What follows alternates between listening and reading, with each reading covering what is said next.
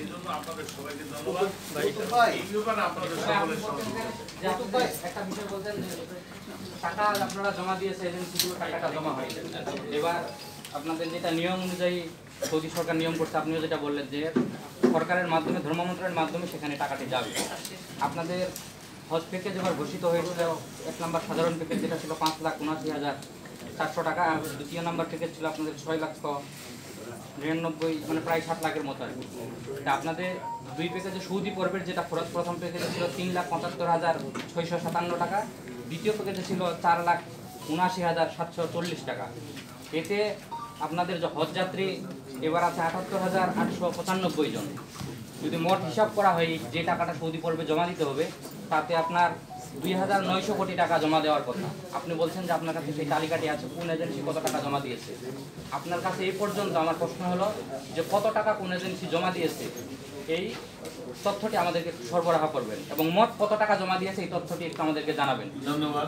আমরা শুনেছি যে আপনাদের বেশিরভাগ টাকাই এখনো দেওয়া হয়নি। যদি টাকা হজযাত্রীদের, আপনি এর সাথে আরেকটি কথা বলছেন, 1 টাকা কম হলেও তার হজযাত্রা অনিশ্চিত হয়ে যাবে, তাহলে কি হজ এজেন্সিগুলো যথাযথভাবে টাকা না দিলে হজযাত্রী আপনাদের কারণে অনিশ্চিত হওয়ার কোনো সংখ্যা কতদূর আপনি মনে করছেন? একই সাথে আপনাদের ধর্ম মন্ত্রণালয়ে আমরা 2টা প্রজ্ঞাপন দেখেছি। গত বৃহস্পতিবার একটি দিয়েছে, 35টা এজেন্সিকে তারা টাকা জমা দেয়নি যথাযথভাবে, তাদেরকে টাকাটা দিয়েছে। এর আগে 94টি এজেন্সিকেও তারা টাকাটা দিয়েছিল যে হজযাত্রীদের, এই আমাদের আল্লাহর মেহমানদেরকে যেন যথাযথভাবে তাদের টাকাগুলো দেওয়া হয়। এ ব্যাপারে 94টি এজেন্সিকে গত 3 এপ্রিলে টাকাটা দেওয়া হয়েছিল। এই ব্যাপারে আমি একটু আপনাকে বলছি, আপনি এটা একটা প্রশ্ন, আর এর সাথে আপনারা শুধু একটু উত্তরগুলো না দিলে আমি প্রশ্ন তো সবগুলো ভুলে যাব। প্রশ্ন একটা, টাকাটা যথাযথভাবে জমা হয়েছে কিনা? কে আমি এই কথা বলি নাই যে কে কত টাকা জমা দিয়েছে তার সত্য তো আমার কাছে আছে। আমি বলছি সরকারের একটা গ্রুপ খোলা আছে, অপারেটিং হজ এজেন্সি বাড়িতে, কে কত টাকা কত তারিখে জমা দিয়েছেন এগুলো সবাই এখানে দিচ্ছেন যে আমি এত তারিখে এত টাকা জমা দিয়েছি বাই ডকুমেন্ট, এবং আজও পর্যন্ত আমার আইবানে টাকা ঢুকে নাই। এই মেসেজ প্রতিদিন আসতেছে, এবং সরকার আপনি যেটা বলেছেন 35টা এজেন্সিকে সর্বশেষ নোটিশ দিয়েছে যে আপনাদের এই পরিমাণ টাকা এখনো সরকারের অ্যাকাউন্টে জমা হয়নি। ওনারা ডকুমেন্ট দিয়েছেন, ওই ডকুমেন্ট তো কয়েকভাবে পাস হয়ে সরকারের কাছে যায়।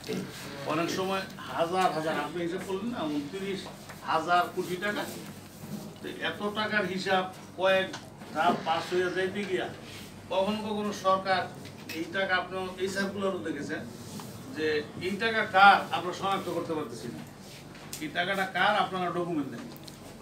এই জাতীয় কারণেও কিছু দেওয়া হয়েছে, আর কিছু এজেন্সি অলসতা আলস্য তাদেরও হয়েছে। যারা অলসতা আলস্য করেছে তাদের বিরুদ্ধে আইনানুগ পদক্ষেপ নেওয়ার অধিকার ক্ষমতা সরকারের আছে, এবং আমি আমার বক্তব্যে বলেছি যে আইনের আওতায় যে অপরাধী হবে তার জন্য আমার গোটা ব্যবস্থাপনা তো এই হুমকির মুখে পড়তে পারে না। এটার মধ্যে আমাদের কোনো দ্বিমত নাই, যদি কেউ সময় মতো টাকা জমা দিয়ে না থাকে। আর শেষ কথাটা আপনি যেটা বলেছেন যে আমাদের 1 টাকাও যদি সরকারের বিষয়টা নাও হইতে পারে, এই ব্যবস্থাপনাটা মানে সমস্ত ভিসার কার্যক্রমের লেনদেনটা অনলাইনে হয়, অনলাইনে রুট আছে। হজযাত্রী এখন আজকে বলতেছে আমি এত তারিখে যাব, এইভাবে যাব, কিছুদিন পরে আবার সে বলতেছে আমার এই সমস্যা হয়েছে, আমি এইভাবে নাকি এইভাবে যাব। এক রুটের খরচ একরকম, আরেক রুটের খরচ আরেক রকম।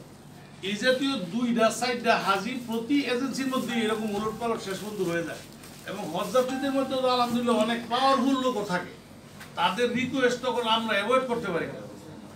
এখন হিসাব করে পাঠাইছি এক রুটে, কয়েকদিন পরে যখন রুট পরিবর্তন হয়েছে আমার ভিসার খরচও পরিবর্তন হয়ে গেছে। এটা তো 2-4 জন, এটা তো বললেন 2-4 জন, ওই 2-4 জনে যদি আটকে যায় তখন আমরা বলছি ওই 2-1 জনই যদি আটকে যায়, এই জাতীয় কেসে আটকাইলে 2-1 জনই আটকাবে, তখন কিন্তু এই সিস্টেম যদি এইটা থাকে 1.5 মাস পরে টাকা ঢুকবে, তাইলে ওই 2-1 জন যে আটকিলো তার নসিবে কিন্তু কতজনের টাকা এখনো জমা হয়নি যথাযথভাবে, এটা কোনো তথ্য আপনি বলতে পারবেন? এই পর্যন্ত হ্যাঁ, প্রয়োজনীয় টাকা জমা হয় নাই। মানে কত এজেন্সি আছে? না, আমাদের কাছে এখানে যে তথ্য আছে এখন সৌদি সরকার আমাদের সরকার যেটা 35টা এজেন্সিকে সর্বশেষ তালিকা দিয়েছে, তারা আমি দেখেছি অনেকেই এখানে তথ্যাদি দিয়েছে যে আমরা টাকা জমা দিয়েছি। এখন কয়টা বাকি আছে এই তথ্য আমাদের ধর্ম মন্ত্রণালয়ের কাছে আছে, তথ্যটা আমাদের কাছে থাকার কথা না। আমার তিনটা মৌলিক প্রশ্ন আছে, একটু প্লিজ, এই তিনটা মৌলিক প্রশ্ন। এক নাম্বার কথা হচ্ছে যে আপনাদের এজেন্সি মালিকদের যে সংগঠন, একটা পাওয়ারফুল সংগঠন আছে হাব। আমার যতটুকু জানা আছে আপনি সেই হাবের আপিল যে একটা নিষ্পত্তি মানে আদালত আছে আপনাদের নিজস্ব, সেইটার সম্ভবত আপনি বিচারক। আজকে হাবকে বাদ দিয়ে কেন আরেকটি ব্যানারে আপনারা এই সংবাদ সম্মেলন করছেন? হাব কি এই ব্যাপারে একমত না? আপনাদের সাথে একমত আছে কিনা? আর এইটার সঙ্গে কতগুলো এজেন্সি আছে আপনাদের এই মালিকবৃন্দের মধ্যে কতগুলো? এক। দুই নাম্বার হচ্ছে আমার যতটুকু মনে পড়ে আমি গত পরশুদিন ধর্ম সচিবের সঙ্গে এই বিষয়টি নিয়ে কথা বলি, তখন আরেকটি টিভি চ্যানেলও ছিল, তাদের সামনেই ধর্ম সচিব বলেছে যে আমরা ভিসা করার জন্য গত বছরের 30শে জুন আপনাদেরকে নোটিশ করে, মানে আজ থেকে প্রায় 8 মাস আগে। আপনারা এতদিন পর এই এতদিনে মানে ভিসার নোটিশ এই সময় নাই, 29 এপ্রিল শেষ হচ্ছে, এতদিন কোথায় ছিলেন? এতদিন কেন আপনারা ভিসার জন্য আবেদন করেননি? এবং আরেকটা কথা হচ্ছে যে গত বছরের 2 নভেম্বর যখন সরকারিভাবে হজ প্যাকেজ ঘোষণা করে মন্ত্রণালয়ে, তখন ওখানে আমি সহ অনেক সাংবাদিকই উপস্থিত ছিল। তখন কিন্তু ধর্মমন্ত্রী স্পষ্ট করেই বলেছিলেন, আর এটা এরকম এখনো অনলাইনে গুগলে সার্চ দিলে পাবেন, বলা ছিল যে 1 মার্চ থেকে এই বছরে হজ ভিসা ইস্যু শুরু হবে এবং 29 এপ্রিল শেষ হবে। ওই দিনে কিন্তু বলছিল নভেম্বরের 2 তারিখে।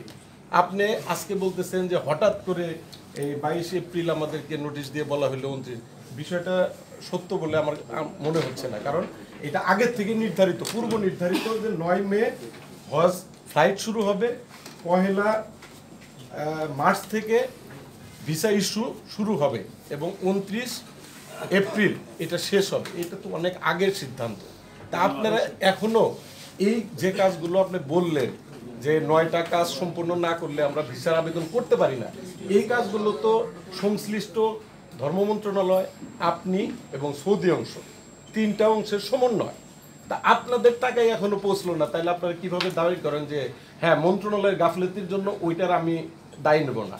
তাদের গাফলেতি থাকলে তারা সেটা বুঝবে, কিন্তু আপনাদেরও তো গাফলেতি আছে, যেটা আমার সহকর্মী দেলোয়ার বলল যে এখন পর্যন্ত অনেকেই টাকা দেন নাই।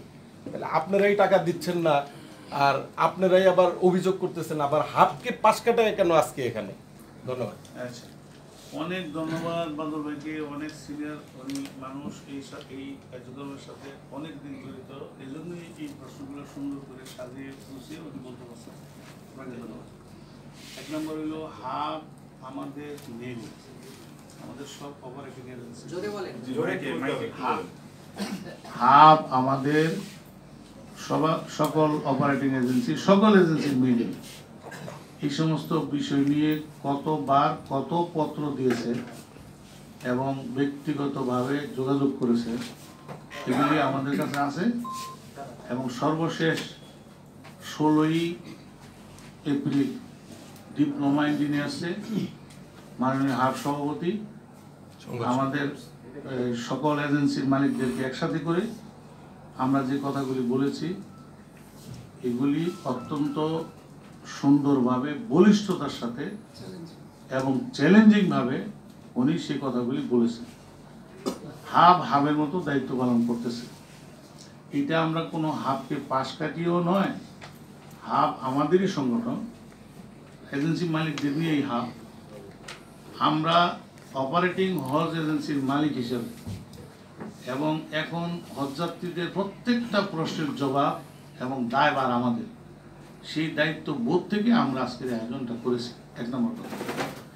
2 নম্বর, যে এটার সাথে মালিকদের কতজন আছে আপনি একটা প্রশ্ন দিয়েছেন।